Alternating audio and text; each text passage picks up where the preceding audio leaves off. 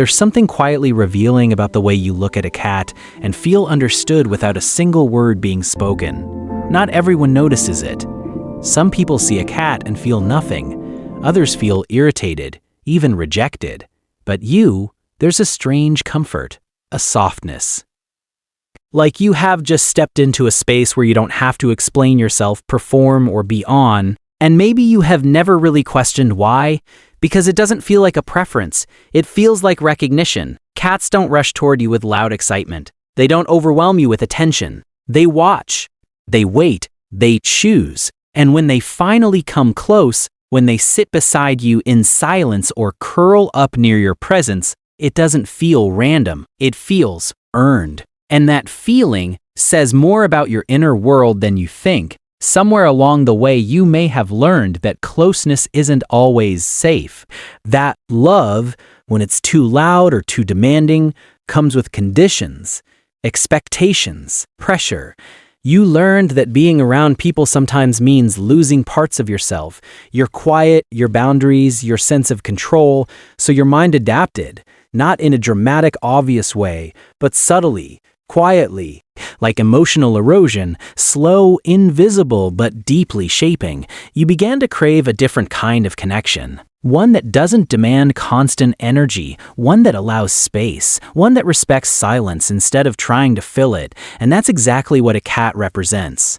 Cats are the embodiment of boundaries. They don't perform affection on command. They don't exist to please. They exist as they are, independent, self-contained, emotionally selective, and for someone who has spent a lifetime feeling overwhelmed, misunderstood, or emotionally stretched too thin, this isn't coldness, it's safety. Because with a cat, you don't have to guess what they want from you. There's no hidden pressure to entertain, impress, or fix anything. You can just be. And maybe that's something you didn't always have growing up. Maybe love in your early life felt unpredictable. Sometimes present, sometimes distant. Sometimes warm, sometimes overwhelming. And in that inconsistency, your mind learned a powerful lesson. Connection must be managed carefully. This is what psychologists sometimes describe as microtrauma, not a single defining moment, but a series of small emotional experiences that slowly teach you how to protect yourself. Moments where you felt unseen, misread, or where your emotional needs felt like too much for others to handle. So instead of expressing everything freely, you adapted by becoming more internal, more observant, more careful with your energy. And that's why the quiet presence of a cat feels like home. Because cats don't punish you for needing space. They don't take your silence personally. They don't force intimacy before you're ready. They mirror a kind of emotional rhythm that feels natural to you. Approach, retreat, observe, connect without losing yourself in the process. It's not just about liking animals, it's about resonating with a certain way of existing. You might notice this in yourself in other ways too. Maybe you prefer deep one-on-one conversations over large groups. Maybe you feel drained after too much social interaction, even if you enjoy people. Maybe you've been told you're too quiet or hard to read, when in reality, you just process the world more deeply, and cats understand that without needing you to explain it. There's also something else hidden beneath this connection, a quiet respect for emotional autonomy.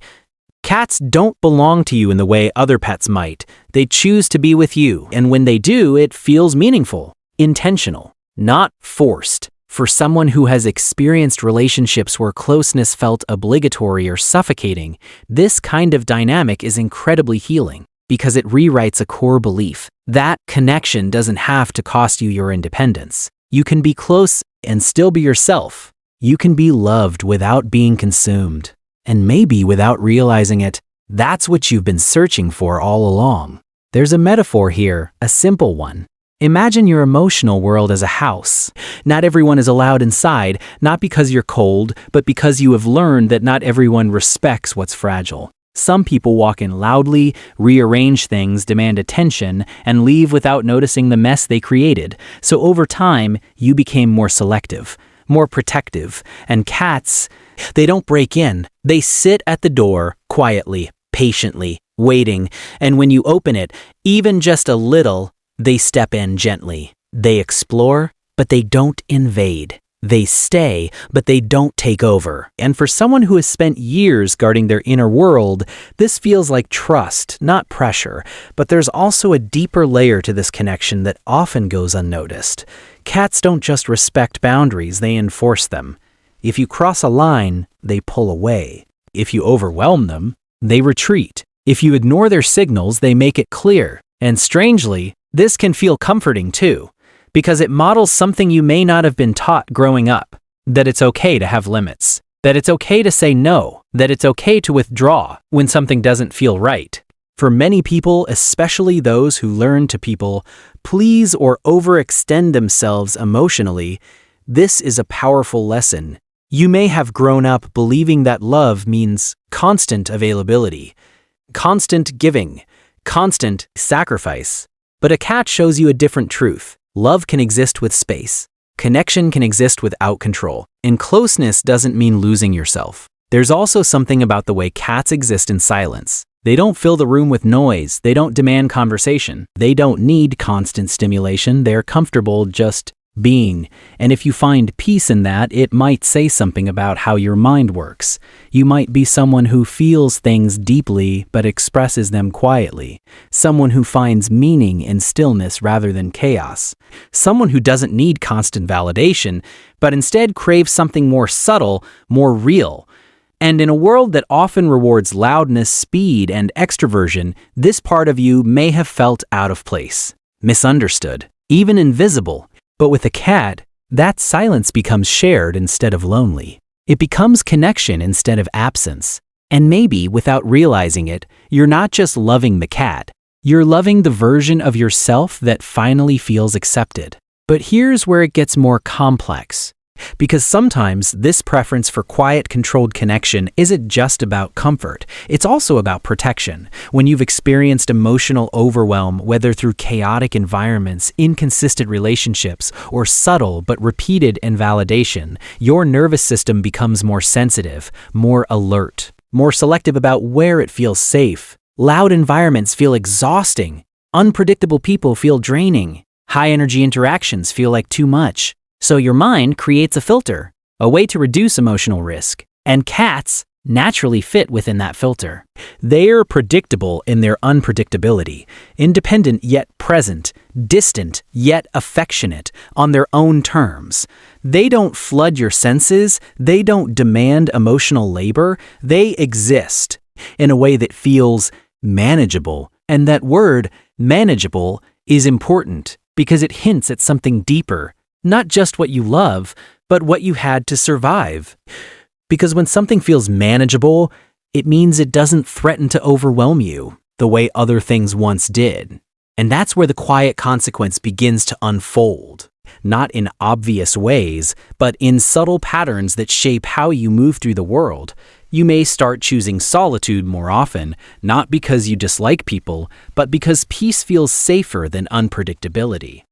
You may hesitate to open up, not because you have nothing to say, but because somewhere inside, you're still measuring the emotional cost of being seen. And over time, your world becomes smaller, but more controlled. Safer, but also quieter than you ever intended. This is the paradox. The very thing that protects you can also limit you. The same sensitivity that allows you to connect deeply with a cat's quiet presence can make human relationships feel overwhelming, complicated, or even exhausting.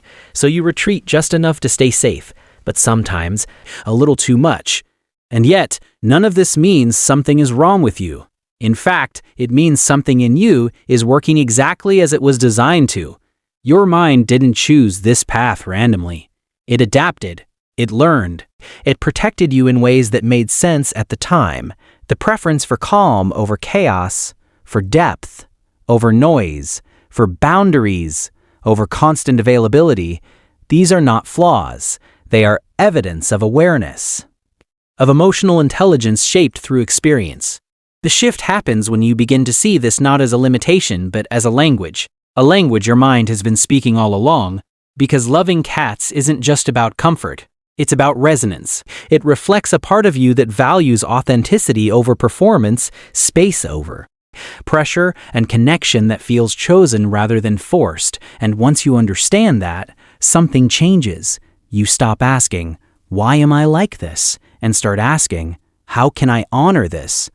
without letting it isolate me. Because the goal isn't to become someone louder, more social, or less sensitive. The goal is integration, to take the parts of you that feel safe in quiet spaces and slowly, gently allow them to exist in the presence of others too. Not all at once, not forcefully, but intentionally. It might look like letting one person in a little more than you usually would. Not the whole house, just a room. A conversation. A moment where you don't completely hide behind silence. It might look like noticing when you're withdrawing, not judging it, but questioning it, asking yourself softly, "Am I protecting myself, or am I avoiding something that could be safe?" And sometimes it's about learning from the very thing you feel connected to. A cat doesn't abandon connection entirely. It doesn't isolate itself forever. It simply moves at its own pace. It approaches when it feels safe. It retreats when it needs space. It doesn't force closeness, but it doesn't reject it either. There's balance in that, a quiet wisdom, and maybe that's the lesson hidden within your connection all along. You don't have to rush into the noise of the world to prove something about yourself. You don't have to become someone you're not to feel accepted. But you also don't have to stay behind emotional walls that were built in a different chapter of your life. You can choose something in between. A life where your sensitivity is not something you hide, but something you guide. Where your boundaries are not barriers, but bridges built with intention. Where connection is no longer something you fear losing yourself in, but something you enter without abandoning who you are.